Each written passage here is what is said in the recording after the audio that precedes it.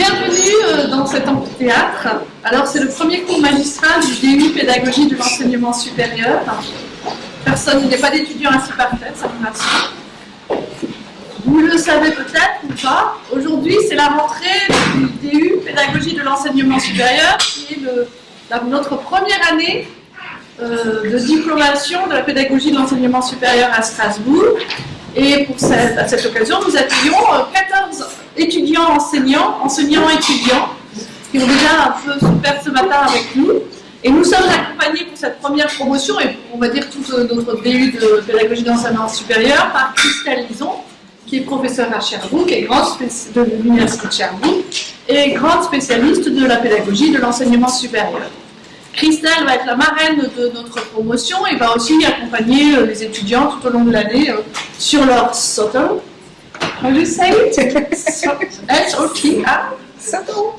Voilà, et donc, dont nous allons parler tout de suite. Ce que nous avons voulu tout de même, c'est ne pas nous la garder que pour nous, Christelle, et que pour notre petite promotion, et on s'est dit, bon allez, on fait un effort, on va ouvrir un petit peu la conférence de Christelle aux autres enseignants de l'université qui seraient intéressés par cette démarche de Scholarship for Teaching and Learning, et Christelle va nous en parler tout de suite, donc de 10h à 11h, et ensuite on vous la reprend, et on la réserve pour nos petits étudiants tout nouveaux. Donc Christelle, je te laisse la parole, je te remercie infiniment d'être avec nous pour tout notre projet, et aujourd'hui en particulier. À toi. Merci.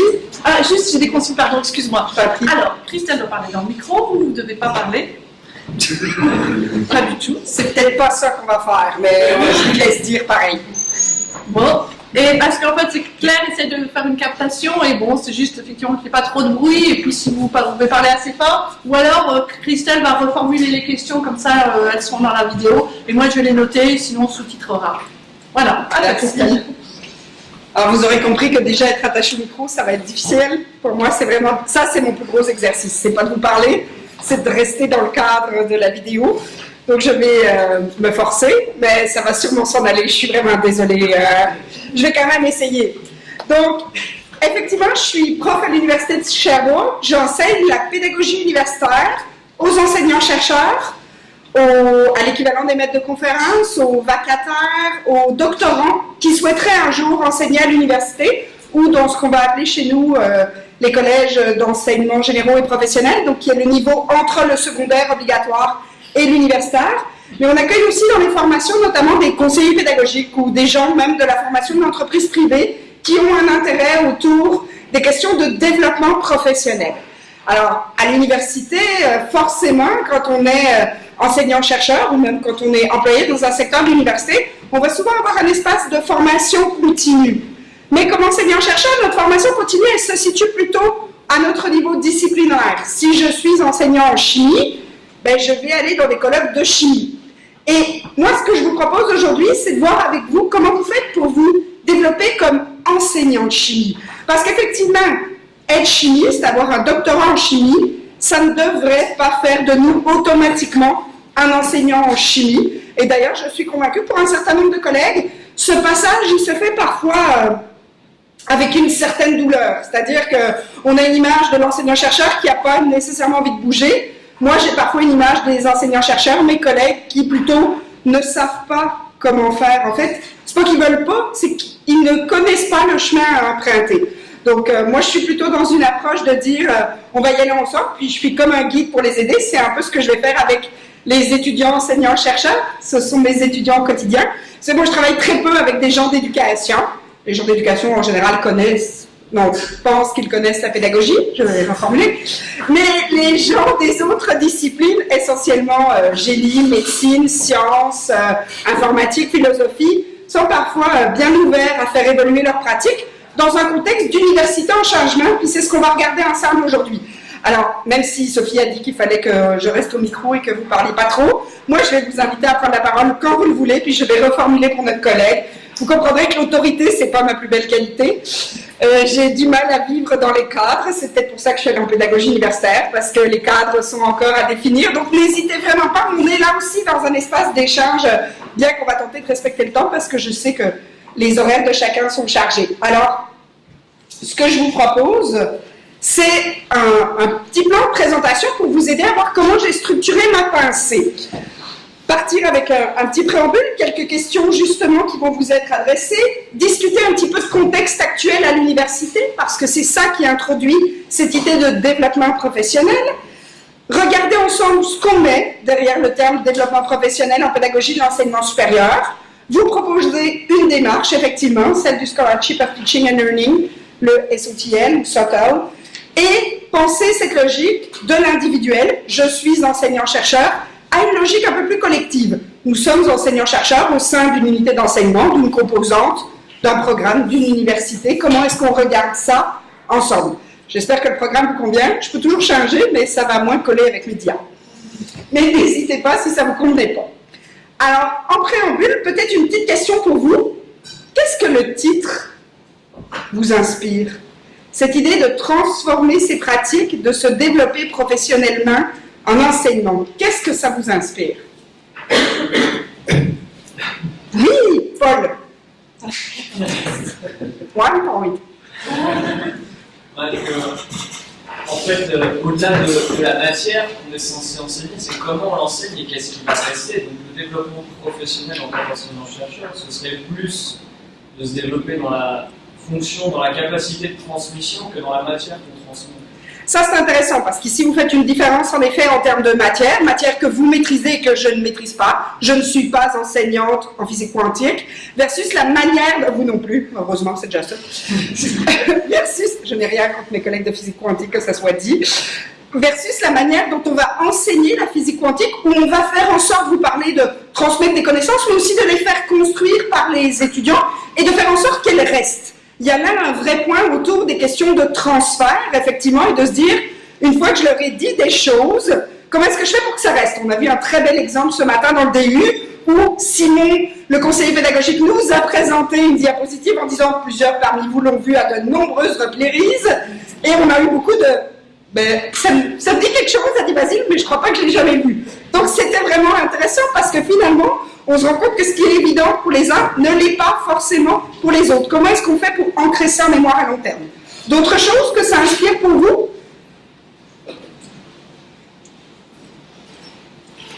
Oui. Une évidence. Une évidence. Ça, c'est intéressant parce que longtemps, les institutions ont considéré que ce n'était pas une évidence, effectivement, se développer en tant qu'enseignant. C'est-à-dire qu'on a longtemps considéré que si on les avait engagés, si on nous avait engagés, c'est parce qu'on était capable de le faire. Sans se demander, en fait, si on était vraiment capable. Vous savez, un jour, on a un étudiant qui a postulé. Nous, on a une maîtrise, donc un master j'ai caricaturé, en développement durable. Et on a un étudiant qui a postulé en disant « Je m'intéresse beaucoup à la problématique de l'eau. Pour preuve, j'en bois 2 litres par jour dans sa lettre de motivation. » Ça lui semblait évident. Si t'en bois, ça t'intéresse. C'est un peu ça, être prof. Tu as été engagé, donc tu sais enseigner. Donc vous voyez qu'effectivement, il y a une évidence qui mérite, en tout cas aujourd'hui, d'être mise à jour. Autre élément peut-être que j'ai pour vous, c'est avec quoi vous souhaitez repartir aujourd'hui dans 50 minutes? Qu'est-ce que vous devez emporter, Basile? Des questions. Super, ça me rassure parce que vous allez sûrement en avoir plein. Partir avec des questions. Souvent, on est un peu stressé à l'idée que les étudiants repartent avec des questions. Et en fait, c'est vraiment ça. Donner l'eau à la bouche pour construire, pour chercher, c'est les laisser partir avec des questions. Des questions, ça ne veut pas dire des mauvaises réponses. Ça veut dire des choses qui poussent à aller une coche plus loin. L'important, c'est ça. La science, c'est jamais quelque chose de fermé. Vous-même, comme chercheur, quand vous finissez votre recherche, vous repartez avec des questions. Eh bien, c'est ça, toute la richesse de l'enseignement. Vous savez, quand on a un micro-programme en pédagogie de l'enseignement supérieur, et il est né ce micro-programme parce qu'au départ, on avait un seul cours, et les enseignants-chercheurs nous disaient, ben, quand ce cours est fini, j'ai plus de questions que quand je suis rentrée dedans. Ça a mis par contre 10 ans à ce qu'on produise un micro-programme. On a été un peu lent au démarrage. Mais en fait, c'est ça qui nous a amené à nous dire, oui, ça mérite d'aller plus loin. Si les questions sont encore là, c'est parce qu'on a allumé des bougies, et puis là, maintenant, il faut faire quelque chose pour aider les personnes. Mais c'est vrai, les questions, c'est une belle chose avec laquelle repartir. D'autres choses avec lesquelles vous souhaiteriez repartir? De l'énergie supplémentaire. De l'énergie, j'espère, parce que le DU s'entame, Laurence. C'est parti pour 10 mois. J'espère que vous allez partir avec l'énergie. C'est un peu le but de la rencontre aujourd'hui, effectivement. D'autres personnes, des collègues même qui ne sont pas au DU, qui seraient de repartir avec quelque chose de bien aujourd'hui? Avoir vidé votre boîte courriel, peut-être, pour ceux qui ont un ordi, non? Mademoiselle qui me regarde, genre non. Avoir un début de réponse, pas que des questions. Un début de réponse. En tout cas, je vais essayer de vous offrir ça, puis si je ne vous l'ai pas offert, vous n'hésitez pas, on va trouver du temps ça se crée, hein, pour essayer de trouver des débuts de réponse avec vous. Oui? Vous donner des billes pour avancer par vous. Oui, ça c'est une belle idée, l'idée d'avancer par soi-même en fait, et ça, c'est un vrai travail que je vous incite à faire avec vos étudiants. Donnez-leur des morceaux et à cette curiosité pour les amener à chercher. C'est ce qu'on va appeler le défi cognitif. C'est l'idée d'être capable de se mettre en route, d'être intéressé à aller chercher sans être complètement submergé par la tâche puis se dire j'y arriverai pas. Je vous donne un exemple, moi je suis nulle en cuisine, vraiment. Si vous me demandez de réaliser une charlotte à la fraise, il y a très peu de chances que j'ai envie de m'engager. Déjà, si vous me demandez des pâtes, il y a peu de chances, mais alors une charlotte, c'est sûr que non. Il va falloir m'offrir un défi raisonnable pour que j'ai la perception de pouvoir aller chercher des réponses, d'être capable de construire parce que vous m'aurez donné des éléments pour y arriver. Et ça, c'est un beau produit avec lequel repartir aujourd'hui. Et puis, on se parlait de SOTM. Est-ce que vous en avez déjà entendu parler? Est-ce que certains parmi vous l'ont croisé? Oui, Basile, mais Basile est un adepte avec Simon d'un suivi particulier qui a aidé probablement à entrer dans la démarche. Oui, donc Basile va pouvoir vous répondre à toutes vos questions sur celles auxquelles je n'ai pas de réponse. D'autres personnes qui en ont entendu parler, qui l'ont lu, qui l'ont croisé? Non? Super, donc maintenant si je raconte n'importe quoi, de toute façon à part Basile, personne ne le sort. C'est bon. C'est le moyen d'être à l'aise. Non, c'est une blague. Alors, pourquoi on se parle aujourd'hui de développement professionnel, ce que vous appelez une évidence, un développement professionnel en enseignement? C'est parce qu'on est dans un contexte aujourd'hui des universités et même plus largement de l'enseignement supérieur qui bouge. Vous avez certainement vu passer le décret je vais la refaire, vous couperez ça au montage. J'avais dit que j'allais la rater, de mai 2017, qui parle de la formation des enseignants du supérieur. C'est vraiment un espace de mouvement aujourd'hui qui s'est mis en marche.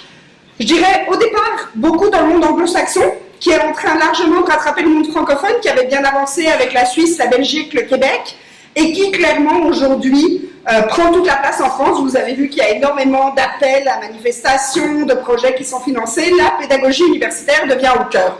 Pourquoi? Parce qu'on se rend compte que être enseignant-chercheur, c'est un métier qui comporte différents volets. Et là-dedans, jusqu'à présent, on considère que c'est la recherche qui est la source de valorisation professionnelle numéro 1. Alors je vous rassure, c'est aussi le cas au Québec. On est choisi avant tout pour notre recherche. Ça reste qu'aujourd'hui, on développe qu'il y a de plus en plus d'enseignants-chercheurs, ou en tout cas de doctorants sur le terrain, qui vont chercher un emploi. Et donc, notamment au Québec, avoir une expérience en enseignement, une formation en enseignement devient un plus. Pourquoi? Parce que quand on ouvre un poste, on a plein de doctorants qui ont fait une recherche qui viennent postuler. On en a du Québec, on en a de Belgique, de Suisse, d'Afrique, on en a de France. En fait, on a de plus en plus de candidats. Et donc, l'enseignement, c'est devenu un deuxième niveau de regard pour le choix d'un candidat potentiel dans nos universités.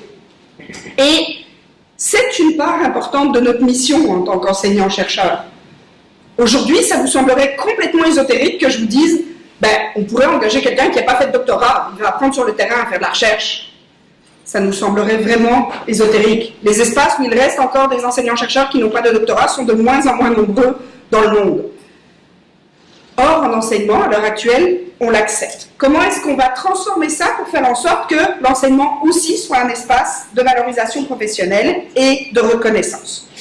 On voit une injonction aussi de qualité de l'enseignement supérieur, elle apparaît très clairement en France, dans les textes, dans les discours portés par le DGSIP, par la MIPNES, par la ministre. On sent vraiment qu'il y a un mouvement qui s'est mis en route pour dire on ne peut plus, à l'heure actuelle, même si les arguments peuvent être discutables, notamment autour des questions de classement, ne pas considérer l'enseignement supérieur de qualité. On ne peut plus, dans nos établissements, accepter qu'on ait des choses un peu bric-à-brac, bricolage, pas terrible. C'est devenu une véritable injonction et certains le vivent en termes d'assurance qualité, voire de picossage qui va créer une source de stress dans un certain nombre d'établissements, parce qu'évidemment, on fonctionne dans un système un peu pyramidal, hein, ça part du haut, ça vient au président, qui retombe sur le VP formation, qui retombe sur les directeurs de composants, qui retombe sur les directeurs d'UE, et on recule où finalement c'est quand même les enseignants-chercheurs qui sont invités à améliorer leur pratique. L'autre chose, c'est qu'on voit clairement aujourd'hui une évolution des étudiants. Vous savez, souvent les enseignants disent « oui, de mon temps, ils n'étaient pas comme ça ». Mais c'est vrai, parce qu'en fait, les étudiants, ils ont évolué dans le temps. Ils ont des parcours beaucoup plus éclectiques, ils commencent à être allés chercher des choses à droite à gauche, ils sont intéressés par des thématiques complètement éclatées, YouTube leur permet d'aller découvrir des choses. Sur YouTube, il y a beaucoup de matériaux très intéressants qui méritent d'être regardés, et leurs attentes vis-à-vis de l'université sont un peu différentes. On en a qui viennent dans une visée extrêmement professionnalisante, on en a d'autres qui viennent pour le plaisir d'apprendre, de s'asseoir, d'écouter, d'échanger. Ils vont se réorienter, ils ne savent pas très bien où ils s'en vont, ils voudraient aller à l'étranger, aller un petit peu sur le marché du travail. On a vraiment aujourd'hui quelque chose qui est de l'ordre du beaucoup plus flou que ce qu'on avait peut-être il y a 10 ou 15 ans dans les parcours des étudiants. Et ça aussi, ça change la donne, parce que devant soi, on n'a plus les étudiants, je dirais, classiques, auxquels notre modèle nous habitue à dire, ben oui, je les connais, ces étudiants-là. Les parcours aussi au collège et puis au lycée notamment évoluent. Et donc finalement, des fois, l'enseignant me dit, ouais, mais attends, là, moi je pensais que ça, il l'avait vu au lycée, là, il faut que je me réhabitue. Donc ça nous amène clairement à revoir un petit peu le parcours en fonction de ces étudiants-là. Autre élément, je ne vous le cacherai pas, la lourdeur et la complexification de la tâche des enseignants-chercheurs. Maintenant, on doit exceller en recherche, on doit publier, on doit trouver de l'argent, on doit justifier comment on dépense cet argent, parfois on met plus de temps à le justifier qu'à le trouver. On doit aller évidemment à des réunions où on est considéré comme expert pour écouter, pour prendre des décisions, lire des documents, on est sollicité par la communauté, on doit faire ses heures d'enseignement, motiver les étudiants, le faire dans des salles les plus accessibles possibles, utiliser le e-portfolio de notre université, s'adapter à Moodle. Et l'enseignant, il dit, et moi, je vis comment au milieu de ça? Parce qu'en général, il essaye d'avoir une vie familiale au milieu. Et en fait, ça complexifie énormément la tâche des enseignants. On s'attend de plus en plus à une implication dans l'institution des enseignants et on leur donne peu d'espace de développement et de moyens face à tous ces changements-là. Donc pour moi, il y a là un véritable enjeu aussi pour permettre aux collègues enseignants de trouver leur place dans l'institution. Et puis évidemment, on s'attend à des nouvelles choses en termes de formation des enseignants. Tout ce qui concerne les appels à projets, les PIA3, on nous demande d'être un peu plus ouvert, un peu plus flexible, de penser -3 + 3, de penser dynamique, de penser mise en projet, de les emmener, ils vont aller en stage, comment je récupère ce qu'ils sont en stage, dans des parcours diversifiés. Tout ça, ça amène quand même une difficulté pour un certain nombre d'enseignants de comprendre aujourd'hui le parcours au sein duquel évoluent les étudiants face auxquels ils sont confrontés. Et donc, plusieurs enseignants choisissent en fait de mettre en place ce que j'ai appelé des méthodes pédagogiques différentes. Et je l'ai mis entre guillemets parce que pour moi, je sais que le terme innovation peut faire peur, le terme transformation, pour moi c'est l'idée de faire autrement. Comment je peux faire autrement? Et quand je dis autrement, c'est aussi dans une logique de mieux. Si on n'a pas l'idée du mieux en arrière, où on se dit, moi j'ai envie de bouger les choses, peut-être pour un mieux-être pour moi, vous savez, il y a un certain nombre d'enseignants-chercheurs qui au bout d'un moment me disent, ben moi je commence un peu à m'ennuyer moi-même quand je suis dans mon amphi. Je m'écoute là, puis je me dis, oh là là, est-ce que je vais faire ça pendant 30 ans? Ben non, changer ces méthodes, c'est pas juste pour les étudiants, c'est aussi pour se remotiver soi-même, pour trouver de la curiosité, pour se redonner une bulle d'énergie, pour se dire, moi aussi je peux me réinventer comme enseignant-chercheur et à nouveau m'éclater peut-être dans ma job. Il y a des profs qui viennent en formation puis qui pour la première fois me disent, à l'issue du cours, ça m'a donné le goût d'enseigner. Jusque-là, c'était une obligation, aujourd'hui, ça devient un plaisir. Et là, pour moi, il y a un gain en matière de se dire, bah oui, je sais comment marquer mes étudiants, je le vois le transfert, j'ai pas l'impression que je leur parle, puis de faire comme miaou, miaou, miaou. Vous savez, j'ai un collègue qui avait donné un cours complet sur la question des pédagogies et des courants pédagogiques, et quand il a revu les étudiants 3 ans plus tard, l'étudiant qui lui a dit, on n'a jamais ce cours-là. Mais si, avec moi, elle a dit, non, votre face ne dit rien. Ton ego fait comme, oh my God. Là, tu te dis, il faut que je fasse une blague parce que je ne les ai pas marqués. Le collègue, ça l'a beaucoup déstabilisé, ça l'a amené à changer ses méthodes pédagogiques. Alors, Pour se développer professionnellement comme enseignant, on va s'en d'abord à comprendre qu'est-ce que ça veut dire se développer professionnellement. Alors, il y a, vous savez, une multitude de définitions qu'on pourrait imaginer du développement professionnel. Je vous en propose une qui est celle de mes collègues Portelance, Martineau et Mukamurera, qui dit finalement c'est un processus graduel. Et là pour moi il y a déjà un élément important, c'est que c'est pas je suis développé ou je suis pas développé. Je suis bien dans un processus qui s'engage, qui va pouvoir durer dans le temps. Alors à un moment donné on a probablement des phases d'arrêt, des phases où on est plus intensif dans notre développement, mais on va se situer dans cet espace d'acquisition et de transformation des compétences. Pour moi, l'enseignement, en tant qu'enseignant-chercheur, c'est une compétence. On n'est pas juste des techniciens qui fait juste « je te raconte ma matière, puis c'est réglé ». On est vraiment dans une logique de démontrer toutes les compétences qu'on possède et des composantes identitaires. Et moi, j'insiste qu'être enseignant-chercheur, c'est aussi être enseignant, pas juste être chercheur, et que l'institution devrait reconnaître à la juste valeur cette portion de notre titre, conduisant progressivement les individus et les collectivités, parce qu'à mon avis, on est dans un espace où la collectivité prend de plus en plus de sens. Le métier d'enseignant-chercheur est de moins en moins un métier isolé. On fonctionne à l'intérieur d'une équipe, à améliorer, enrichir, actualiser leurs pratiques et à agir avec efficacité et efficience dans différents rôles et responsabilités professionnelles qui leur incombent. Moi, je pense qu'un enseignant qui réfléchit à ses méthodes pédagogiques, eh bien, quand il est au comité, par exemple, avec un VP formation, il est capable d'avoir un point de vue parfois plus éclairé sur des choix de l'université. Il est parfois capable d'aider un étudiant, comment le conseiller à aller voir qui pour sa réorientation. Il a, à mon avis, développé des compétences aussi à ce niveau-là, à atteindre un nouveau degré de compréhension de leur travail. Et c'est dépasser l'idée d'être un, et je le mets entre guillemets, il n'y a rien de péjoratif là-dedans, mais un simple technicien de l'enseignement qui ne ferait que répéter ce qu'il a lui-même appris, et surtout à s'y sentir à l'aise. On voit de plus en plus dans nos institutions des collègues qui vivent malgré tout des moments difficiles. Ils se sentent pas à leur place, ils se sentent dépassés, ça ne les tente pas d'aller dans les amphis, et jusque-là on a beaucoup nié la souffrance des enseignants-chercheurs, on le voit dans de plus en plus de publications où on l'annonce aujourd'hui ouvertement, avec encore des collègues qui nous disent « Non mais si tu n'es pas capable de vivre ça, tu n'as pas choisi la bonne job ». C'est pas juste un combat d'être enseignant-chercheur là, c'est aussi un espace où je me sens bien et où j'ai envie d'être là, pas juste à rentrer chez moi et à venir simplement au labo faire 3 manipulations. C'est aussi mon espace de développement en tant que professionnel. Ça mérite d'y vivre du plaisir, vu le temps qu'on met dans notre espace professionnel en tant qu'enseignant-chercheur. J'espère qu'on est capable de prendre du plaisir dans un maximum de nos missions.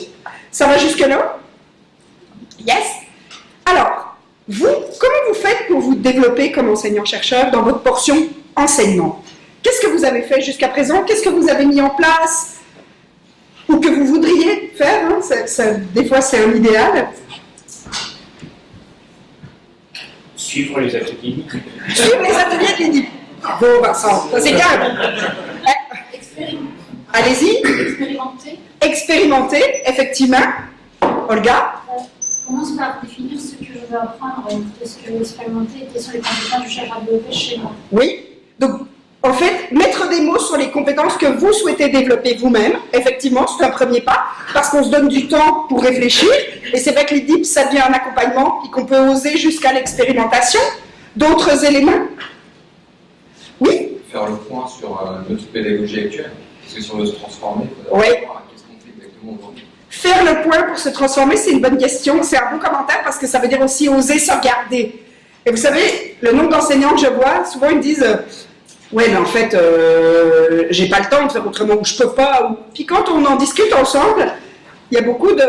Ben, en fait, j'ai quand même aussi un peu peur que quelqu'un en face me dise c'est broche à foin ton organisation, tu sais, tu te sens un peu comme... Je suis pas sûre. On est aussi dans un espace où on a une crédibilité qu'on veut pas perdre. Et donc, il faut accepter de se regarder soi-même, prendre un temps pour ça, avant de mettre en marche d'autres choses. Effectivement, c'est un premier pas. D'autres éléments que vous faites, souhaiteriez faire? Oui? En fait, j'ai plus de place, enfin, j'ai plus les étudiants, j'essaie de oui. les intégrer oui. à l'enseignement. donner de la place aux étudiants dans votre acte d'enseignement. Effectivement, c'est une forme de développement professionnel, comme notamment l'évaluation de l'enseignement par les étudiants, tenir compte des rétroactions, ça ne veut pas dire qu'on doit toutes les prendre, mais au moins s'y intéresser minimalement. Paul ? Prendre le temps de ne pas leur répondre. Prendre le temps de ne pas leur répondre. Ça, c'est vraiment une belle interrogation, mais prendre le temps de leur dire pourquoi on ne va pas leur répondre. Parce que la frustration de l'étudiant, c'est le prof n'a pas répondu. Puis moi, je leur dis souvent, je ne vais pas vous répondre. Puis c'est pénible. Hein. Moi aussi, des fois, j'aimerais bien juste balancer ma réponse que je connais. Mais c'est pas ça qui va te mettre en démarche de recherche. Vous savez, nous, au Québec, on a une obligation d'avoir ce qu'on appelle un plan de cours ou un syllabus qui présente le cours. Puis moi, j'enseigne beaucoup à distance. Souvent, les étudiants m'écrivent un courriel ou sur Moodle pour me dire ben là, by the way, je ne me souviens pas la date de la première évaluation. J'ai dit ça tombe bien, moi non plus, mais je suis sûre que le plan de cours va pouvoir te le dire. On se rappelle qu'ils sont profs dans la vraie vie. Là, ils disent, ben là, ça irait plus vite que tu me la donnes. En fait, le temps que tu m'écrives 2 courriels, ça aurait été plus vite que tu la cherches, mon chat. Mais ça, c'est pas toujours une réponse qui est très bien perçue par les enseignants-chercheurs. Pourtant, c'est ça la démarche de mise en mouvement. C'est de te dire, bien oui, je me mets en mouvement pour chercher des réponses, je me mets en marche. Qu'est-ce que tu m'as donné pour assez bien me motiver pour me mettre en marche et qui me permet d'aller chercher ma réponse? Il y a des méthodes pédagogiques extrêmement poussées, comme l'apprentissage par problème. Je suis allée en observer chez les étudiants en médecine, qui sont extraordinaires, comment ils se motivent à aller chercher des réponses et dans tel truc et dans tel endroit. Et je me souviens d'un groupe que j'avais observé, puis tout d'un coup, je dis au tuteur, ils sont quelle année ces étudiants-là? Il dit 2e. Et j'étais épatée du niveau d'interrogation. Mais ils sont comme ça depuis le cours 1, où on les met là-dedans, puis on leur dit, si t'es pas prêt à faire ça, ne viens pas chez nous. Donc, ça fait partie de la démarche de curiosité, effectivement. Alors, nous, la démarche qu'on met en place avec les enseignants, tant dans une logique individuelle que collective, vous savez, comme toutes les démarches, il faut qu'on se trouve un cadre, et nous, le cadre qu'on a choisi, c'est celui, on fait du scholarship of teaching and learning. C'est un cadre qui parle bien aux enseignants, la majorité du temps. Vous envoyez une définition, je dirais, classique. Il faut savoir qu'il n'y a pas de bon terme en français pour traduire le SOTL. C'est vraiment un terme qui se traduit mal en français. On a tenté des expériences, l'avancement en matière de connaissances sur l'enseignement et l'apprentissage. Et en fait, c'est un concept qui est difficilement traduisible. Donc, dans la littérature même francophone, on va le garder en anglais. Ce qu'on va voir, et on va le regarder ensemble, c'est qu'il a vraiment une logique qui se base sur des preuves qu'on va accumuler, des évidences. Et là, c'est intéressant parce qu'en fait, cette démarche, elle parle aux enseignants-chercheurs parce qu'elle est une démarche de recherche dans le domaine de l'enseignement et de l'apprentissage. On va mobiliser d'autres outils, probablement qu'un collègue en chimie, en physique, en histoire utilise, mais on va utiliser des outils rigoureux issus de la recherche, et ça, en général, ça leur parle, dans une logique, vous le voyez, de travailler, d'approfondir les connaissances en matière d'enseignement et d'apprentissage. Il y a une idée ici beaucoup de faire avancer la pratique, c'est-à-dire entrer dans une communauté où mes autres collègues de chimie, je vais leur parler de ma pratique en chimie. Et là, je vous assure que pour être allé dans des colloques de praticiens, ce que je vais appeler, vous allez voir, de praticiens-chercheurs, on est vraiment dans des gens qui ont fait avancer la connaissance en matière d'enseignement et d'apprentissage par leurs expérimentations. Évidemment, on se situe dans un contexte qui est celui de leur culture disciplinaire. Il ne s'agit pas d'en faire des chercheurs en éducation, on s'entend bien là-dessus, on reste dans un espace qui est, certains diront peut-être un petit peu, pas de la recherche pure, mais qui nous permet d'avoir une démarche rigoureuse. Vous savez, le processus est souvent plus important que le produit mené. Et ça amène vraiment une rigueur chez la majorité des enseignants-chercheurs qui me disent « Ah ben oui, là ça me parle », plutôt que d'essayer un peu au jour le jour de nouveaux essais sans savoir quel cadre suivre.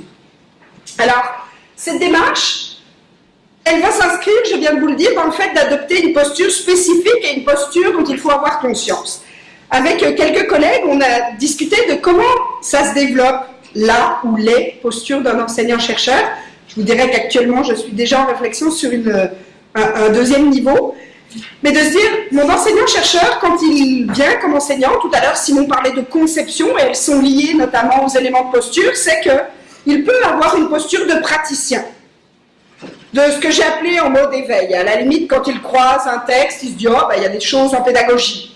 Vous savez, ça peut sembler louche, mais moi, il m'arrive fréquemment de croiser des enseignants-chercheurs dans mes cours qui s'inscrivent dans un programme de formation crédité et qui me disent « Ah ouais, il y a un livre de cours !» La première fois, je me suis dit « Tu ris de moi, là ?» Non, mais évidemment, il y a un livre, on est une science, c'est sciences de l'éducation. Puis, en regardant l'étudiante, je me suis dit, en fait, tu ris pas de moi. Elle m'a dit, je n'avais jamais imaginé que je pouvais acheter un livre de pédagogie. Elle était épatée. Elle est prof de droit en même temps, c'est peut-être ça, mais je trouvais ça extraordinaire. En fait, elle m'a dit, j'ai rencontré plein de problèmes dans ma pratique et je ne me suis jamais dit, mais je pourrais commencer par lire un livre. Elle disait, j'étais tellement démunie que je n'avais aucune idée de la stratégie à entreprendre. Donc, parfois, ça nous semble super simple, mais c'est un premier pas de développement professionnel, ce mode éveil. À un deuxième niveau, et c'est pas du tout péjoratif, j'en ai plein d'enseignants avec qui je démarre là. Pour moi, l'important, c'est où est-ce que je vais les emmener. Tout le monde peut partir de n'importe où. Le but, c'est d'aller un pas plus loin que là où on a démarré. Un deuxième qu'on va voir dans la progression, et c'est pas quelque chose de linéaire, on est bien dans des boucles itératives, mais c'est ce qu'on va appeler le praticien réflexif. C'est souvent la personne qu'on va voir aller à des colloques en pédagogie universitaire, qui va s'inscrire dans une formation, aller à un atelier à l'EDIP, comme ça a été mentionné, tenter des expérimentations. Il essaye en fait de se mettre en mode « je vais acquérir des choses, je vais apprendre des trucs, je vais essayer de ramasser, je vais échanger avec d'autres collègues qui ont déjà mis en place des stratégies. Je suis en mode « ok, là, il faut que je bouge ». Mon praticien réfléchit à ses pratiques. Il essaye de prendre le temps de le faire. Et je sais que ce n'est pas toujours facile dans le cadre de notre emploi, prendre le temps de réfléchir à nos pratiques. Mon troisième niveau, c'est mon praticien-chercheur. C'est-à-dire que lui s'est dit, moi je vais encore aller une coche plus loin, c'est ce que les collègues du DU vont faire, je vais aller expérimenter, mais aussi collecter des données sur les retombées de mon expérimentation. Et je dis bien retombées, ni impact, ni effet, parce que je pense qu'on s'inscrit dans un autre type de recherche, mais de comprendre qu'est-ce que ça a mis en marche, ces retombées, essentiellement sur deux acteurs, les étudiants et moi.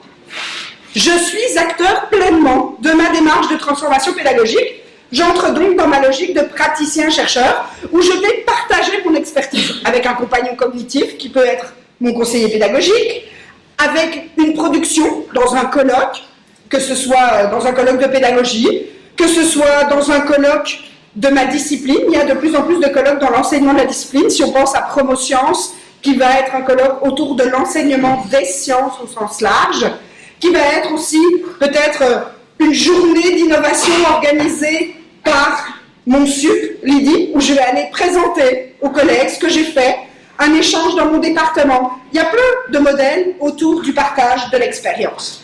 Et puis tout au bout de la ligne, évidemment, je vais être avec mon chercheur en pédagogie. Je vous dirais que ce n'est absolument pas la visée d'une démarche SOTL.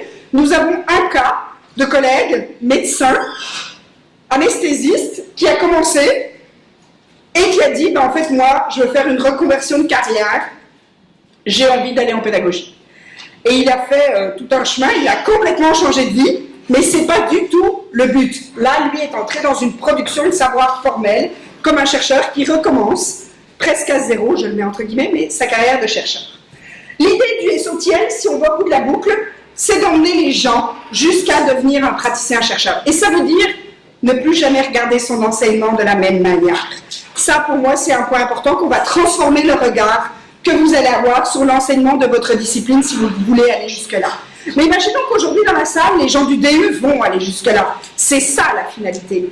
Mais les gens qui sont là, juste pour entendre ce que c'est, puis qui disent « bah attends, là, moi, j'aimerais déjà me poser des questions », et qui s'en vont vers le praticien réflexif, on a quand même gagné notre pari.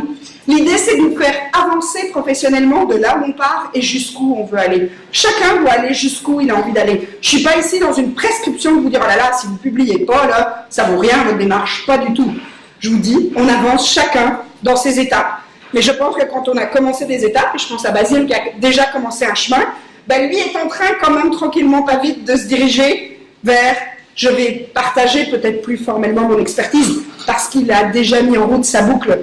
Mais ne mettons pas la charrue avant les bœufs, il faut démarrer quelque part pour avancer progressivement. Alors, la démarche, juste peut-être pour vous la montrer, elle vous paraît complexe, mais elle ne l'est pas en vrai. On est en éducation, rien n'est complexe. En fait, elle a pour finalité d'augmenter la qualité de la formation universitaire.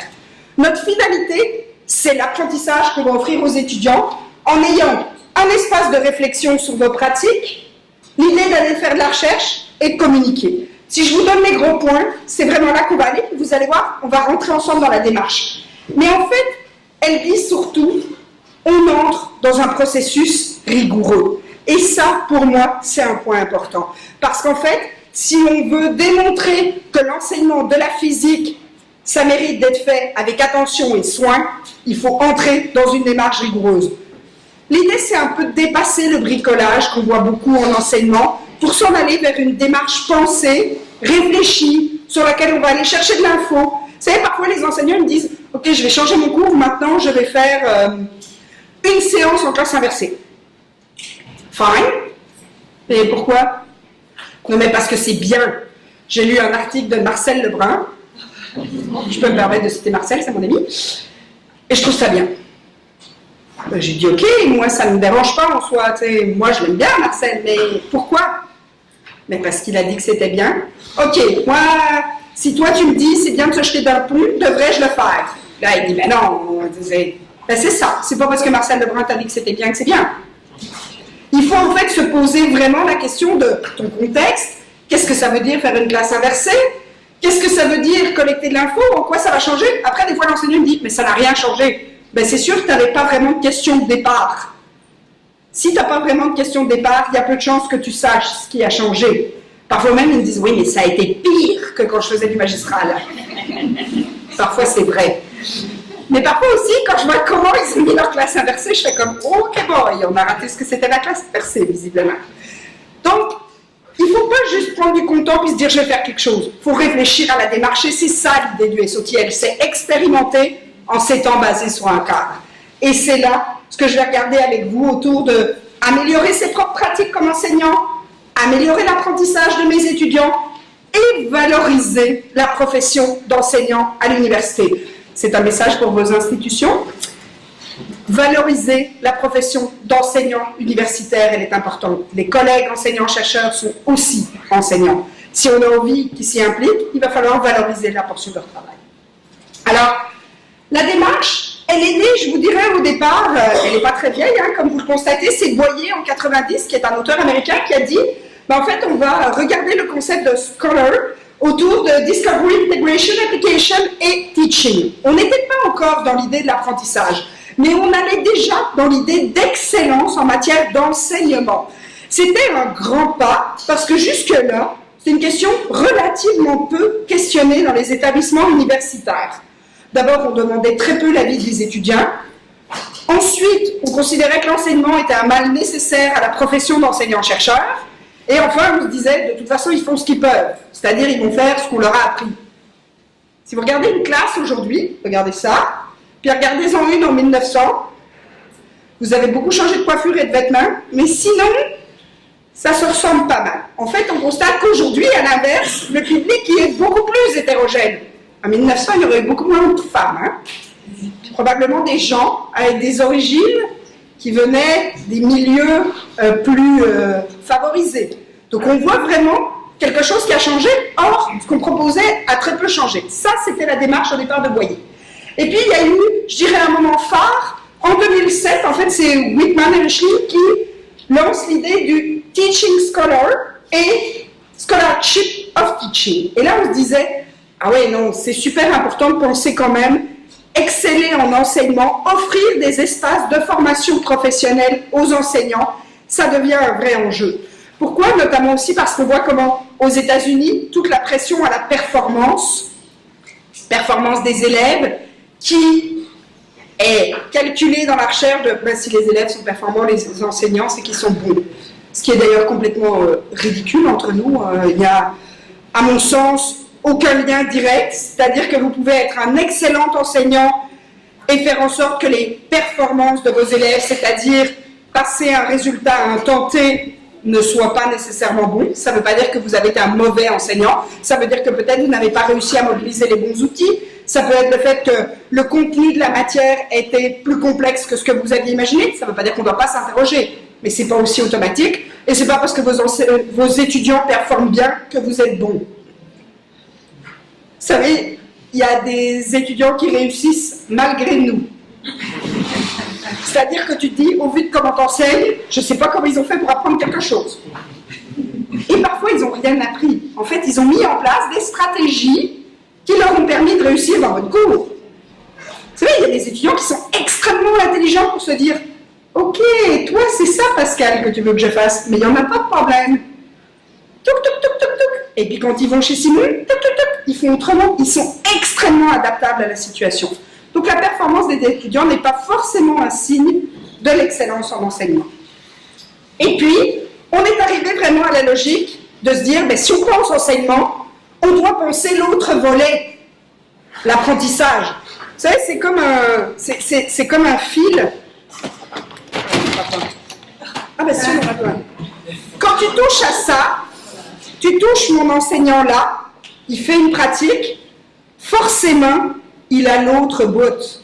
Chaque action que vous posez sur ce morceau-là influe sur ce morceau-là. C'est ça l'idée de l'enseignement. On est vraiment dans cette logique où toutes les actions qu'on pose ont un effet sur les apprenants.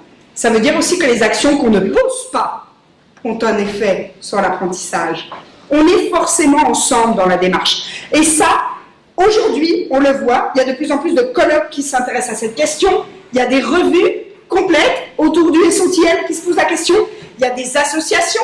La pédagogie universitaire est devenue un véritable objet d'intéressement, de moyens mis à disposition. Je vous dirais que ça fait maintenant une vingtaine d'années qu'on voit vraiment une importance accordée à la pédagogie universitaire et c'est probablement pour le bien-être des étudiants. Paul. Vous parlez beaucoup des étudiants qui apprennent, mais pas beaucoup de l'enseignant qui apprend. Ah, bonne question. Finalement, on est sans cesse en train d'apprendre de leur retour. Et Oui. oui. Donc on pourrait appliquer toutes les histoires de classe inversée à notre présence et notre fonction. Complètement. En fait, on devrait toujours se poser la question avant tout sur nous-mêmes. Si on n'apprend rien à chaque fois qu'on va enseigner, c'est ce que je vais vous montrer dans le cycle du SOTL. À quelque part, ça veut dire qu'on ne fait pas pleinement notre fonction de professionnel de haut niveau. Ça ne veut pas dire qu'on doit tout le temps être en révision de la totalité de nos cours. Là, à un moment donné, il faut stabiliser des choses. Mais ça veut dire qu'on devrait tout le temps s'interroger. Et moi, je vais vous proposer d'avoir ce que j'appelle un carnet réflexif. C'est-à-dire, dans mon cas, mon carnet de développement professionnel, à l'issue de chacune, et j'insiste sur le chacune, de mes séances d'enseignement, je prends 5 minutes pour écrire. J'écris comment ça s'est passé, autant des éléments techniques, ça n'a pas marché, ma dia est moche, mon exemple veut rien dire, autant des éléments que j'ai attrapés chez les étudiants. Ah ben ouais, c'était un bon exemple, l'exemple de Paul Schwinn, pouf, je le fous dans mon sac et la prochaine fois, je vais le dire comme si c'était le mien. C'est un peu ça. Que des éléments de pensée. Ah ben tiens, j'ai pensé à ça, à ce cas-là, je prends 5 minutes. Je prends aussi, dans ce temps-là, le temps de me dire, sinon, il me gonfle vraiment en classe avec ces questions. Je l'écris. D'abord, ça me permet de me poser. Ensuite, ça me permet de me dire, mais l'enseignement, c'est aussi un espace émotionnel. J'y vis des choses que j'ai envie de creuser, des choses qui m'ont interpellé dans mon propre enseignement. C'est mon 5 minutes à moi. Et puis, vous savez, ce carnet-là, quand je vais réenseigner l'année d'après, parfois le cours, je repars de là, puis je me dis, ah ben ouais, dia 7, séance 1, il y avait une coquille orthographique. Ah oui, cet exemple-là, je ne l'aimais pas. Je gagne énormément de temps à ma révision. Et je cible beaucoup plus rapidement les parties où je me dis, ok, ça me plaisait pas, j'étais pas à l'aise dedans. Vous savez, quand on n'est pas à l'aise, les étudiants le voient. D'abord, on a tendance à bien parler vite pour s'assurer. Le cours magistral, c'est le meilleur moyen de ne pas avoir de questions. Si tu bloques bien, tu te dis, j'ai 2 heures, je prépare 2 heures et demie de contenu, comme ça, j'arriverai pas au bout. Ou au pire, je vais être complètement blablabla. Et puis tu vas dire, c'est bon, tout le monde a compris? Super, on continue. Ça, c'est un excellent moyen. Donc, l'étudiant le sent très vite. Et ça me permet de cibler les aspects que j'aimerais aller creuser plutôt que réviser tout le temps. parce qu'il faut se donner des pistes en effet de démarche. Alors, ce processus, je vous l'ai dit, il est caractérisé donc par une centration malgré tout sur les étudiants et leurs apprentissages dans vos contextes disciplinaires, ça pour moi c'est important. Et donc, si vous me dites oui, mais enseigner les nanotechnologies, c'est pas exactement la même chose que tel autre point. C'est correct pour moi, mais j'en suis pas une spécialiste. L'idée, c'est de faire la démarche dans votre contexte. D'avoir un devis de recherche, délibéré évidemment, hein, d'avoir une démarche systématique en termes de mettre en œuvre, analyser et évaluer les données que j'ai. J'ai des preuves, sur quoi je me base pour affirmer A ou B. Parfois, ça va demander 2 expérimentations. Peut-être que la première, elle a complètement merdouillé parce qu'en fait, vous étiez mal parti. C'est correct. C'est un espace aussi d'essai-erreur. Ça ne veut pas dire qu'on va faire en sorte que notre enseignement soit moins bon. Mais ça veut dire aussi qu'il faut se laisser un espace de chance. L'enseignement magistral, on le pratique depuis très longtemps et quand on voit certains profs le pratiquer, on se dit qu'il y a encore de la marge d'erreur. Hein, on va se le dire franchement. Et puis, l'idée de contribuer au développement des connaissances, donc sur les pratiques d'enseignement et d'apprentissage, l'idée de documenter ces pratiques, publier. Si on veut aller jusqu'à publier, ça veut dire aussi une révision par les pairs, c'est entrer dans un champ avec ce que ça comporte. Hein, vous le savez, quand vous écrivez un article, des fois, vous recevez les retours des évaluateurs et ça fait comme « Ouah, bonne journée, je vais le relire demain ». Comme je dis à mes étudiants, ouvre le document, ferme le document, bois un verre de vin, ouvre le document, bois un verre de vin, ferme le document et tu recommences jusqu'à ce que ça te semble moins pire. Et l'idée d'avoir une pensée réflexive qui se met en marche. Ça veut dire aussi accepter qu'on va toujours être en réflexion. De ne plus jamais considérer que c'est stable, avec des moments de bien-être, mais quand même de se dire « Ah ouais, je vois des petites choses que j'ai envie d'améliorer ». C'est ça, ouvrir cette boîte-là, c'est un peu la boîte de Pandore. Alors, si on regarde la boîte de Pandore de manière très pragmatique, nous l'avons avec des collègues, je dirais, étapisée. Elle paraît linéaire dans un rond, mais elle est extrêmement itérative. On est bien dans une logique où on va parfois faire des allers-retours. Ça, tout seul, c'est pas impossible, mais c'est pas nécessairement évident. Vous avez la chance d'avoir à Strasbourg l'IDIP avec 4 conseillers pédagogiques. Je trouverais ça dommage que vous ne les mettiez pas à contribution pour vous aider dans votre espace de développement professionnel. Il y a plein d'établissements où les enseignants se retrouvent parfois seuls dans la démarche et se disent « Ben c'est bien, mais moi, ça, tout seul, je peux pas. » Puis ils m'appellent, puis moi je leur dis, ben c'est cool, mais moi de Sherbrooke, je vais avoir beaucoup de mal quand même à vous suivre dans votre démarche. Parce que ça prend des espaces de rencontre, d'échange, de doute, de mise en questionnement. Donc l'accompagnement devient en effet un facteur important. Dans cette logique d'apprentissage, je vous l'ai dit, alors je vais analyser ma pratique, je vais réfléchir. Où est-ce que j'en suis de ma pratique? Vous avez dit tout à l'heure, faire le point avant de faire autre chose. Ça va être important de se regarder honnêtement. Ensuite, s'approprier des connaissances. Et c'est là que votre conseiller pédagogique, il devient une aide. Pourquoi? Parce que la littérature en sciences d'éducation, elle est aussi abondante que la littérature en histoire de l'art, en génie chimique, en matériaux. Quand on ne sait pas où aller chercher, c'est énorme. Il faut qu'on vous piste, il faut qu'on vous guide. Puis ça se peut que par moment, vous allez vous sentir noyé, se dire, attends là. Et là, il faut que votre conseiller pédagogique puisse vous aider à cibler. Mais qu'est-ce que tu veux faire? À nouveau, je ne veux pas faire de toi un chercheur en éducation. Je veux que tu vois ce qui existe, puis comment ça te parle ou ça ne te parle pas. Peut-être que tu vas lire un texte et que tu vas me dire « Moi, c'est ça que je veux faire dans ma classe. Ça correspond exactement à ça. » C'est correct, on n'est pas dans la création de la science, on est dans la mise en pratique dans votre contexte. C'est très différent pour moi. Ensuite, je vais avoir cette phase de concevoir mon changement.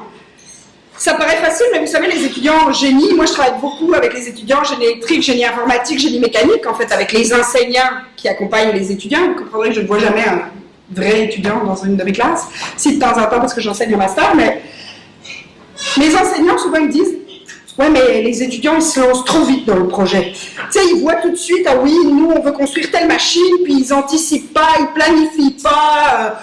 Là, il faut faire venir des pièces de Floride, ça prend 8 semaines, la pièce est cassée, ils n'ont pas anticipé le calendrier. » Et c'est le même prof qui me dit « Ok, alors là, j'ai créé un questionnaire, je le fais passer lundi dans ma classe. » Je dis « Mais on n'a pas planifié, discuté, un outil échéancier, prétesté. » Je lui dis « Ah ouais, comme chez nous, quoi. Ben oui, on est une vraie science. Planifier son changement, ça va être un gage de réussite de votre changement. Parfois, on ne réussit pas parce que la planification, la conception qu'on en a faite n'était pas pleinement efficace. Une fois que je me suis posé mes questions, ben, je vais y aller vraiment en classe. Est-ce que c'est le bon moment? À quel semestre je suis? Des fois, à la veille de l'examen, il y a un prof qui me dit « Ah, j'ai tenté un nouveau truc ». À la veille de l'examen, c'est peut-être un peu tard. Ça se peut que l'étudiant fasse quand même « Écoute, tu viens là tout d'un coup ». Vous savez, en général, c'est les étudiants les plus performants qui sont les plus angoissés par les changements de l'enseignant. Forcément, il marchait bien, lui, quand il comprenait ce que Pascal voulait. Et là, Pascal, il vient avec son nouveau truc. Et là, tu te dis, merdouille, toutes mes stratégies mises en place ne fonctionnent pas. Attention à l'effet de surprise, à quel moment vous allez implanter ce changement et comment vous allez le verbaliser aux étudiants. Vous savez, le prof, il a plein de trucs qui se passent dans sa tête, et quand il arrive en classe, il se met en marche. Tu te dis, mais pourquoi on fait ça? L'étudiant, lui, il n'a pas accès à ce qui se passe dans votre tête. Parfois, le prof, il me dit, ouais, mais je ne vais pas lui expliquer toute ma démarche. Mais en fait, ton 3 minutes d'explication de ta démarche va faire en sorte que les 44 heures et 57 minutes restantes de cours vont mieux se passer. Moi, à ta place, je le prendrais, 3 minutes. Ah ouais? Pourquoi? Parce que ça lui semble évident à lui. Lui, il l'a pensé dans sa tête, il m'en a parlé pendant super longtemps, il est venu suivre 45 heures de cours pour concevoir ça. Mais l'étudiant, lui, non. Il reçoit juste le produit de la pensée.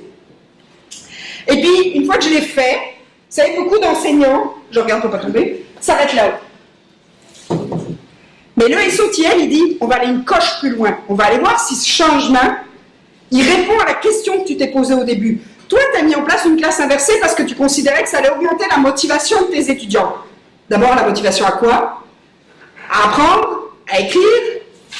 Est-ce que c'est la motivation à venir s'asseoir en classe? Voir est-ce que c'est de l'engagement? La motivation à quoi?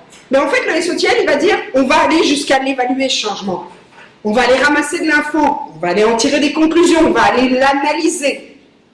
Ça, c'est quand même une grande étape là, pour beaucoup d'enseignants. Si les enseignants vont déjà jusqu'à l'implantation, c'est un début. Mais c'est sûr que s'ils sont capables de se poser des questions, je dirais, intelligentes et rigoureuses sur le processus, c'est vraiment un plus. Et puis, l'étape où on constate que les enseignants ont parfois plus de difficultés, c'est l'étape de communiquer.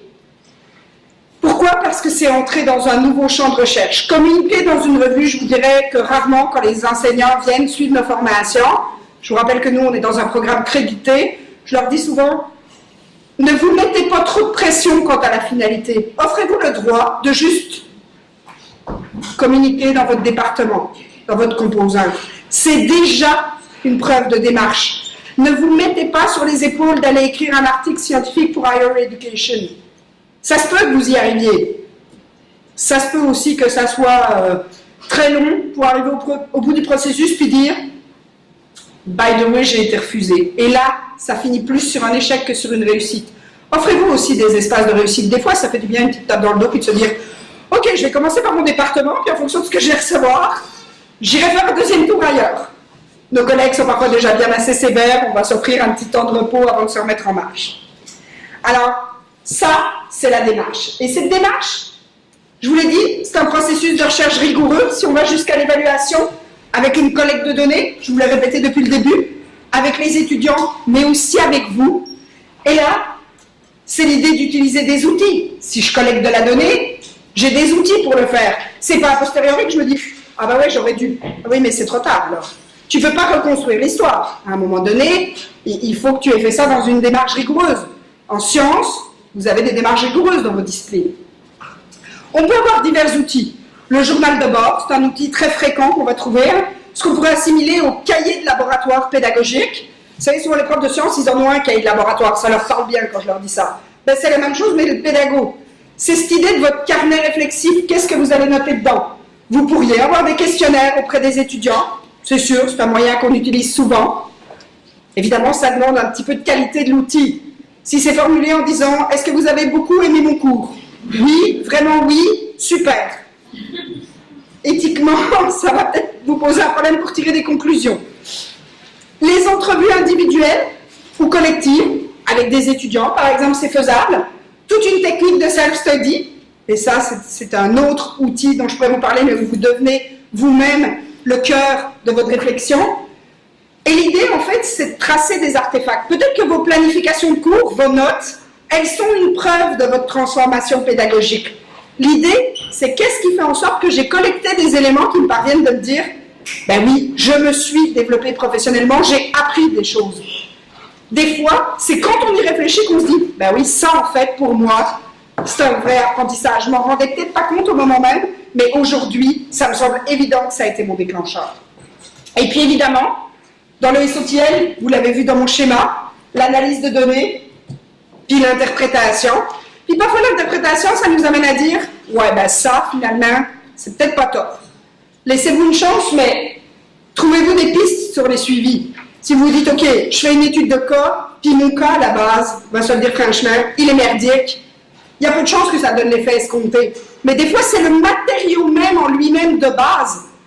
C'est pas la méthode pédagogique choisie, c'est pas le processus, c'est pas votre accompagnement, c'est peut-être le matériau de base. Donc, donnez-vous des idées de pistes pour le suivi. Et puis, si vous allez jusqu'à la publication, ben, il va falloir penser que ça doit être rigoureux. Même à l'interne, avec vos collègues aussi, ça doit être rigoureux. Si vous voulez démontrer la pertinence de l'enseignement dans votre discipline, il ne faut pas faire quelque chose sur le coin de la table qui ne tient pas la route. Il va falloir le travailler pour démontrer toute la richesse du processus que vous avez emmené. Et je terminerai en vous parlant de l'individuel au collectif, parce que pour moi, c'est un véritable enjeu qu'on a peut-être pendant longtemps moins regardé, parce qu'on a beaucoup pensé la démarche de développement professionnel comme quelque chose de très individuel. Évidemment, chacun d'entre vous se développe, mais on a un espace où on se développe dans un cadre qui est celui du milieu professionnel dans lequel on évolue. Et là, pour moi, l'idée de se faire accompagner, elle devient une vraie richesse. Pourquoi? Parce qu'un duo, c'est déjà une forme de collectif.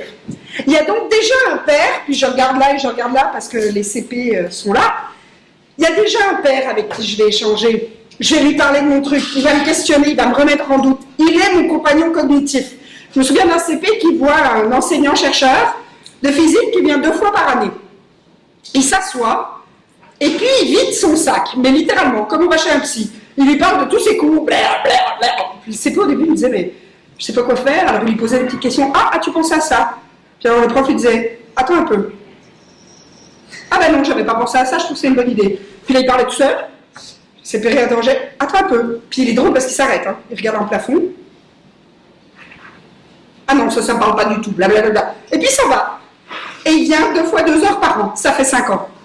Et le CP me dit, mais je ne lui apporte rien. Mais moi, je ne suis pas sûre qu'il lui apporte rien. Je pense que plutôt que s'asseoir devant son miroir et se parler tout seul, ben en fait, il utilise le CP à qui tout d'un coup il dit des choses qu'il ne s'est jamais dites à lui tout seul. C'est juste que lui, il utilise son conseiller pédagogique comme un espace de partage qui l'amène à dire tout haut ce qu'il a dans sa tête. Chacun va en faire ce qu'il veut, la manière dont il choisit son accompagnement. Moi, je pense qu'il faut voir aussi ce processus de développement professionnel vraiment comme un espace de développement identitaire. Les recherches que j'ai menées auprès de gens qui étaient allés dans nos programmes, plusieurs m'ont dit, ben en fait, ça a changé mon identité d'enseignant-chercheur, ce qui n'était pas une de mes hypothèses de base, mais qui m'ont dit, pour la première fois, j'ai réalisé que j'étais enseignant-chercheur, pas juste chercheur qui se tape de l'enseignement et qui, quand il peut, yes, vient de se trouver une décharge, mais vraiment que enseigner, c'était un moment de ma tâche où je devais prendre du plaisir si je ne voulais pas juste considérer que c'est mon obligation qui m'ennuie, qui ennuie les gens en face de moi. Finalement, on vit un processus où tout le monde se dit si on n'avait pas été là, on aurait tous été contents. Et ça, c'était vraiment pour moi un élément intéressant de leur retour. L'idée de documenter et partager avec la communauté, parce que la science, elle avance comme ça. Vous avancez comme chercheur dans vos disciplines parce que vous communiquez, parce que vous entendez des choses, parce que vous le partagez. Si chaque fois que vous trouvez quelque chose, ça reste bien dans votre labo puis dans votre tête, il y a peu de chances que vous soyez prix Nobel demain matin. Or, c'est le partage qui crée ça. C'est l'idée d'avancer parce que d'autres ont partagé. Donc, si on veut faire avancer sa discipline, il faut partager autour de ces questions-là. C'est la même chose sur l'enseignement. Pensez aussi le changement dans une équipe. Votre UE, votre équipe programme, votre composante, ce sont tous des milieux qui font que vous n'êtes plus seul au milieu de cet espace. C'est vous, mais vous, au cœur d'un système. Et on est tous partie prenante pour faire en sorte qu'on ait une qualité supérieure d'enseignement supérieur. Vous savez, des fois les profs me disent « Ouais, mais Moi, je fais des trucs, mais 3 d'autres de mes collègues, ils font rien, donc finalement, ça sert à rien. C'est à peu près la même logique que de se dire, je vois pas pourquoi je fais du recyclage, de toute façon, la Chine pollue. Pour moi, la logique est la même. Si on part tous avec cette idée-là, on ne changera jamais le monde. Alors, vous allez me dire que je suis peut-être idéaliste, mais j'espère, parce qu'en tant qu'enseignant, surtout en enseignement supérieur, il faut un petit peu d'irréalisme et de croyance, parce que sinon, on ne bougera pas beaucoup. Et moi, je vous encourage vraiment à être moteur. Et vous allez voir que parfois, quand on est moteur, il y a d'autres gens tout d'un coup qui se disent, bah, pourquoi pas, si lui a fait, moi aussi, ça m'intéresse. Voire qui se disent, je me souviens d'un collègue qui m'avait dit, non, mais dis-le surtout bien fort, tu vas voir comment la compétition va attirer des collègues qui vont tenter. Et c'est vrai, ça a marché. Parce qu'il y a des profs qui se disent, oh, attends, là, toi, tu fais ça, mais tu vas voir, moi, je suis capable de faire ça. Tous les moyens sont bons pour les amener à se transformer.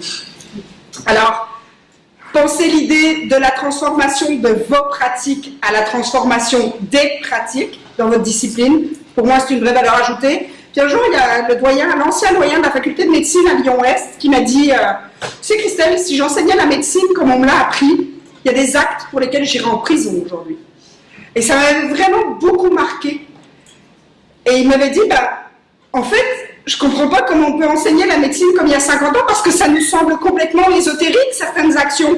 Mais on a gardé la même façon de faire, mais on enseigne un autre acte. Il dit, c'est pas ça, enseigner la médecine. Et moi, ça m'avait beaucoup marqué de se dire, se développer professionnellement, c'est un tout. Mon identité de médecin, enseignant, chercheur, c'est un tout. Et puis, à nouveau, un message pour vos institutions, c'est de se donner les moyens, et quand je parle de moyens financiers, mais aussi de moyens humains, d'espace, de temps, pour pouvoir favoriser le développement de l'enseignement et sa valorisation. Ayez des journées, ayez du temps qui vous est offert, ayez une belle reconnaissance, une visibilité sur le site de vos universités. Souvent les institutions me réactionnent en disant « Oui, mais bon, on n'en a pas d'argent. » Mais valoriser, c'est pas juste de l'argent, on n'est pas juste des bibiettes qui veulent avoir du cash, là.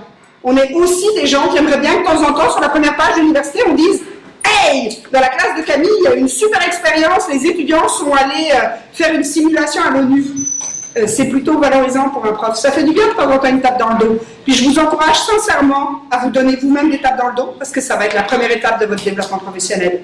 Je vous remercie beaucoup.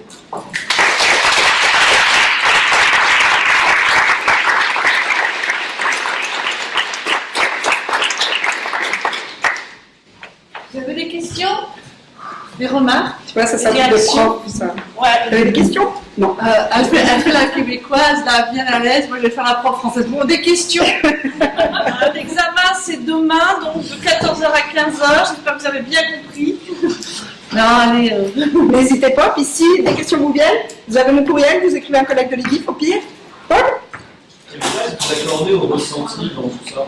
Au ressenti? Ouais. Est-ce que vous êtes vraiment sur des démarches rigoureuses, scientifiques, ou la cerveau, tout ça? Quelle place vous accordez au reste? Alors, en fait, effectivement, quand on se parle de collecte de données, on est sur une démarche qui est plutôt de l'ordre de l'intellect, avec un peu moins de ressenti, une rigueur. Par contre, c'est l'idée du journal de bord, c'est qu'il devient l'espace à ressenti. Parce qu'en fait, il y a parfois aussi une dissonance entre le ressenti de l'enseignant et le ressenti des étudiants. Je vais vous donner un exemple. Une prof de droit qui était venue suivre le cours. Normalement, nos formations, nos programmes sont volontaires.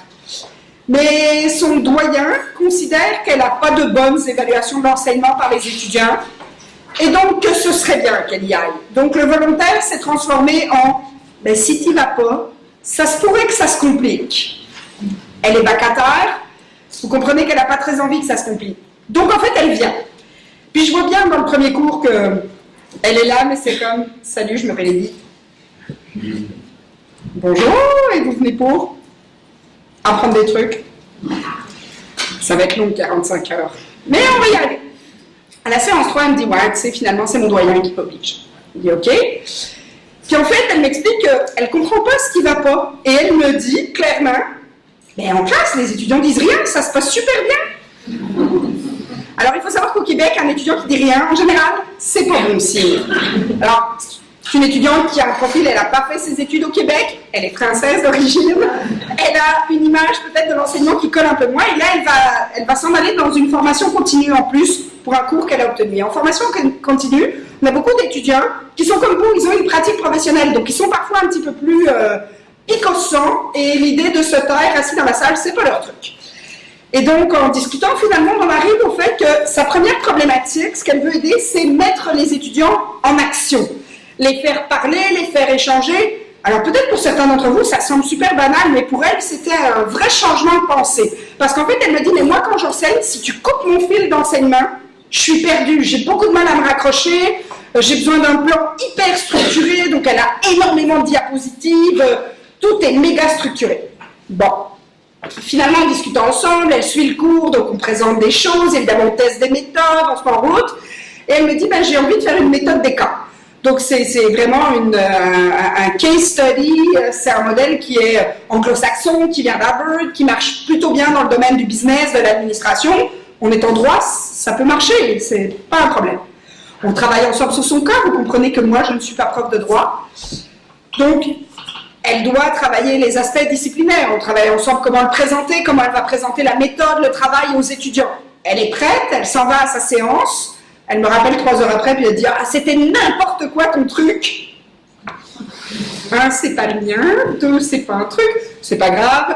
Exprime ton ressenti. Et puis elle m'explique. C'est parti dans tous les sens, il n'y avait aucune logique, les étudiants n'arrêtaient pas de parler, j'ai dû restructurer. Positif, je dis « Bah, on verra la prochaine fois, on va faire mieux. » Tu vois, en me disant ah, « Si tu veux que je fasse, trop tard, c'est fait. » 2 mois après, elle reçoit l'évaluation d'enseignement. Elle me rappelle. Elle dit, tu vas pas me croire, j'ai reçu l'évaluation d'enseignement par les étudiants, ils sont méga contents du cas. Et là je dis, ok, là elle me lit des petits extraits de commentaires qui disent, pour la première fois, on a vraiment eu l'impression que la prof avait une expertise où elle partageait son mode de pensée, enfin vraiment rédigé en plus de manière méga positive. Elle m'en lit et elle me dit, non, mais ils n'ont pas vu comme c'était le bazar, tu vois, le ressenti reprenait le dessus. Et là, dans ces cas-là, j'ai laissé parler, puis après ça, j'ai dit, ok, toi, tu exprimes un ressenti, puis eux, ils expriment aussi un ressenti. Comment vos ressentis se matchent? Et en fait, ton ressenti n'est pas forcément vrai. Mais tu as besoin de le sortir. Il fait partie de ça, parce que parfois, il est ton étincelle pour démarrer. Donc moi, je pense qu'il est essentiel. Et quand on fait la phase d'analyse de pratique, la première, on aborde la question du ressenti. Ça fait partie de l'enseignant. On sait aujourd'hui que les émotions, elles ont une part importante en matière d'apprentissage. En fait, si tu es trop énervé, trop heureux, trop triste, tu ne peux pas apprendre. Donc, elles ont leur part. Ça fait à peu près maintenant 30 ans qu'on l'a assumé, qu'elles en faisaient partie. Donc oui, on ne peut pas le nier. Et c'est important que l'enseignant le sache. On mène une démarche rigoureuse, mais ça veut dire que comme on est avec des humains, on ne peut pas évacuer le ressenti. Mais pour certains enseignants, oser dire « en fait, ça va pas super ». Ben pour certains, c'est un sacré pas. Donc parfois, commencer par le côté un peu plus intellectuel, pour certains, ça fait du bien. Pour d'autres, sont plus prêts à s'ouvrir. Je pense qu'il faut accepter les deux, puis souvent les CP vont sentir ce qui est le mieux. C'est sûr que nous, dans nos formations, on leur offre quelque chose qui est peut-être un peu plus, pas rigoureux, mais un peu plus découpé. Il y a des objectifs d'apprentissage, on est moins dans cet espace personnalisé. Mais on a beaucoup de rencontres où on leur permet de dire, bah, on peut échanger, on peut discuter. Et là, souvent, on a du ressenti qui sort. Et c'est vrai qu'en ce sens-là, le carnet de développement professionnel, il est souvent, pour certains au début, un espace de je vide mon sac, puis c'est bien correct. Si ça peut te permettre de traverser ton enseignement, vide ton sac dedans. C'est moins cher qu'un psy. Encore une question peut-être, parce qu'on va doucement s'arrêter. Tu vois, ça marche toujours. Cette Une dernière question et tout. Merci beaucoup en tout cas pour les échanges.